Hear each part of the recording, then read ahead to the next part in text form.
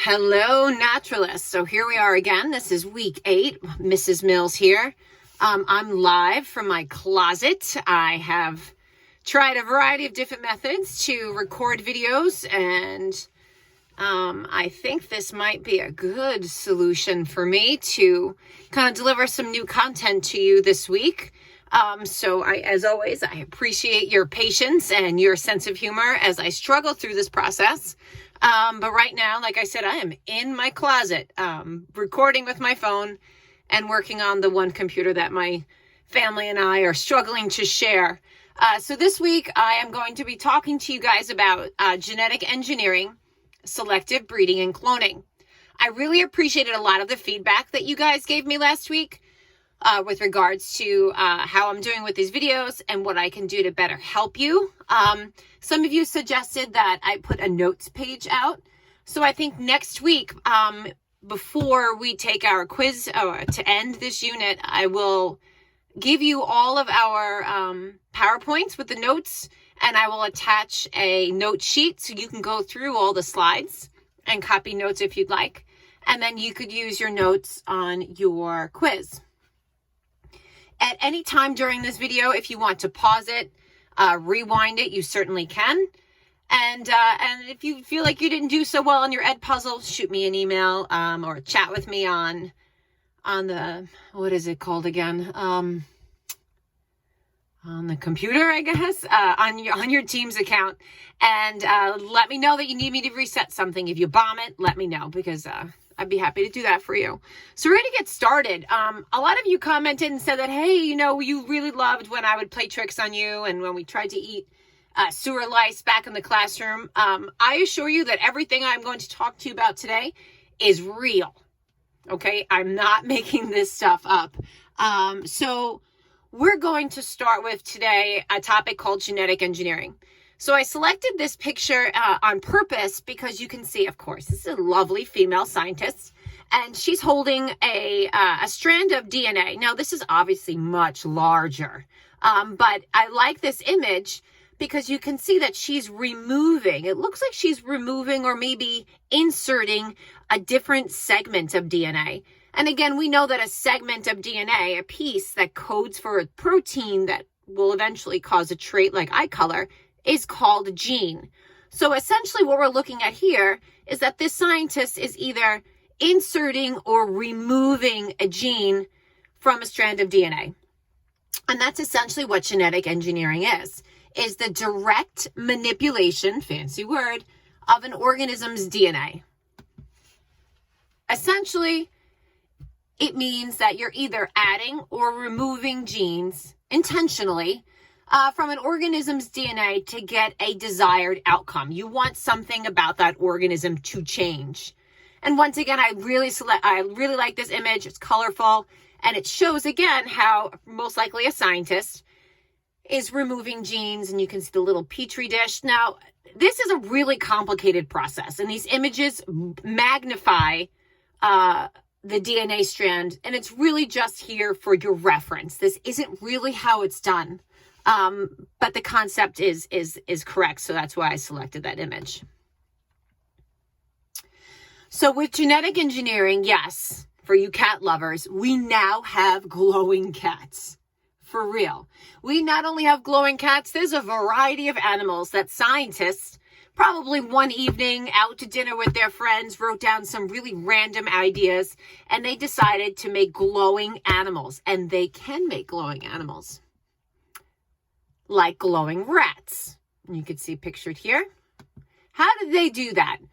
Well, with the help of genetic engineering, what scientists have done is they have taken the jellyfish, they removed one cell from the jellyfish, and they looked at the DNA. They located the gene that allows the jellyfish to glow. We're going to call that gene the GFP gene. And this is a real story. So they removed the gene from the DNA, from the nucleus of a cell of a jellyfish. They figured out what tiny segment of DNA made the jellyfish glow. So they removed it, and then they inserted that tiny piece of DNA, the gene, the GFP gene, into an unfertilized egg.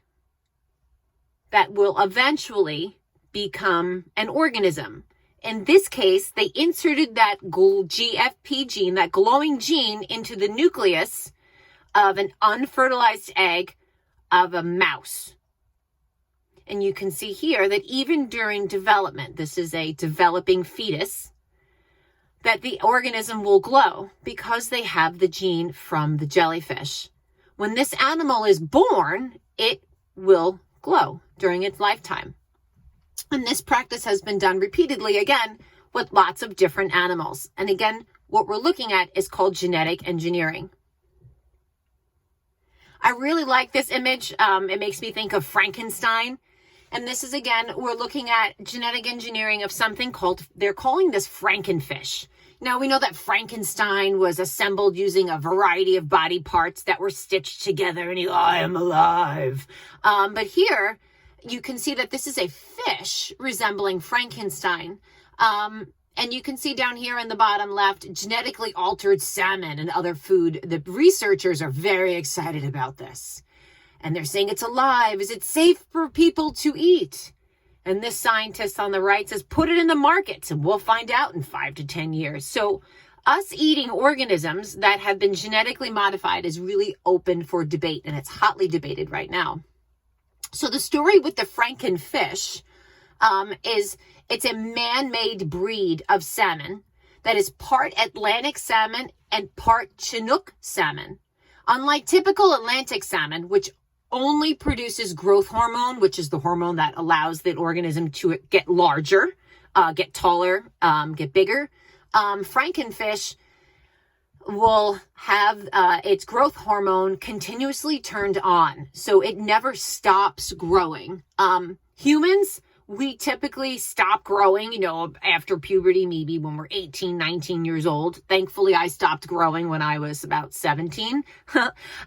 So what they've done, as you can see down here, this is a typical salmon, and it typically weighs at 18 months about 2.8 pounds, 2.5 pounds. And in the same time frame, this Frankenfish, the genetically engineered fish, is 6.6 pounds. So it's about 3 times larger, or 2 times larger than its original, and in the same time frame. So you could imagine that a farmer would really love to grow much larger fish in the same time period, make more money, feed more people. So again, you can see here, it could be sold at full size after 18 months instead of 3 years. So again, if you were a farmer, genetically engineering these fish and having a bunch of them growing on your fish farm would result in tremendous profits. And again, feed more people. This is a pretty popular example of genetically engineered fish. These are the glowfish that you can see at your local pet shop. A lot of you may have them. They are not dyed. They do not have, fancy painted scales, but they are genetically engineered using genes from other organisms to glow. And they're actually really popular here in the United States. Scientists use genetic engineering to help humans with diabetes. So I'll walk you through this picture. I thought it was super cool. So up top, we have a human body cell, right? And in that nucleus, we can find the DNA and locate the gene, that small piece of DNA, that is used to produce insulin. Now remember, insulin is a substance in the body that helps regulate the blood sugar. Individuals with diabetes sometimes need more insulin. They're having trouble with their insulin levels. So typically we manufacture or we harvest insulin from pigs and cattle, and we use that, we inject that in humans, and it's costly and it's difficult and it's not a perfect process. So what scientists have done is they've taken the insulin gene from the human and they've inserted it into, you can see down here, a plasmid or ring of DNA from bacteria. Now we're talking super tiny. So again, they're taking the insulin gene from the human, inserting it into the plasmid or ring of DNA in the bacteria, taking this plasmid, putting it back in the bacteria. The bacteria then are in a petri dish and they multiply, they reproduce asexually, and now they will produce insulin that we can remove from the petri dish and use for humans. So that's pretty wild. We're going to talk about a food label and a concept that you may or may not be familiar with, but I see this all the time in the supermarkets. You might find it on bags of chips in your house or cereal or produce, and it says non-GMO project. It's verified as being a non-GMO. What does that mean? A genetically modified organism, or GMO, is an organism that has had its DNA altered or modified in some way. So people feel like they should be able to make informed decisions when purchasing food. Am I buying a food product that has been genetically altered by a scientist? And a lot of people base their product selection on that label or having it there or not there. There are many different types of genetically modified foods out there. Corn is probably the most popular one. We are genetically modifying tomatoes so that they are have a longer shelf life, meaning they could sit on the shelf in the supermarket for maybe an extended period of time before they start to break down and rot. We modify plants so that they are resistant to pesticides or herbicides sprayed on them.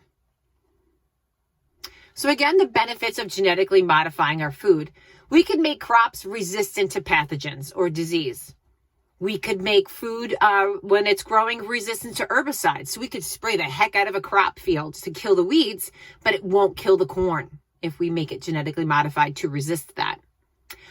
We are able to produce crops that have a greater nutritional value, produce crops that have a longer shelf life, like tomatoes, and we're able to produce more food for our ever-growing world more cheaply and quickly. So these are the benefits of genetically modified food. And once again, a lot of people have various opinions on whether or not this is something that they want to purchase and feed themselves and their families. Highly debated topic. Now into something a little more cuter. So let's look at something called selective breeding. Now, selective breeding involves choosing the parents with particular desirable characteristics to breed together to produce offspring with those desirable characteristics. We have done selective breeding of plants and animals for thousands of years. So the best example I could give, thinking about my own children who have an obsession right now with pugs, is crossing a pug with a beagle. So you take them out on a date, you allow them to breed, and the resulting offspring is what we call a puggle, which is a really cute dog. I wonder if any of you have a puggle. Let me know if you do. But puggles are a result of, again, the intentional breeding of these two dogs. We are controlling, as humans, who is being crossed. Here we have a Labradoodle. Again, another popular example of selective breeding. We're selecting the lab, which a lot of people really love, with the poodle. We're crossing them to get hopefully a dog that is as lovely as a lab, but sheds a whole lot less like a poodle. I believe this is a picture of a golden doodle. There was another recommendation by my daughter. Again, an example of selective breeding. Controlling which two organisms mate. Now here we have selective breeding in cattle. So on the left, we have what we call a Brahman cattle, which are good resistance to heat, but their meat isn't so good. But they do really well when it's hot. If we cross that cattle with this cow, which is an English shorthorn cattle, it has good beef, but is poor heat resistance. So you want, a little bit of both in the next generation. So you decide to breed them. The next offspring, okay, the result is good beef and resistant to heat. So that's a perfect example of selective breeding. This is a cool example of selective breeding. I found this to be fascinating, and you could research it yourself, is that Belgian blue cattle have been bred for many, many years to increase meat production. I mean, look at the size of the muscles on that cattle. And last but not least, we have selective breeding in plants. So if we take a look, if we wanted to cross these two taller bamboo plants, the next generation would most likely also be tall, most of them. Again, that's a perfect example of selective breeding because we as humans are controlling which two parents are being crossed or bred to get desirable outcomes. We're wanting some of these really wonderful traits, such as maybe increased growth or better tasting fruit to produce the next generation.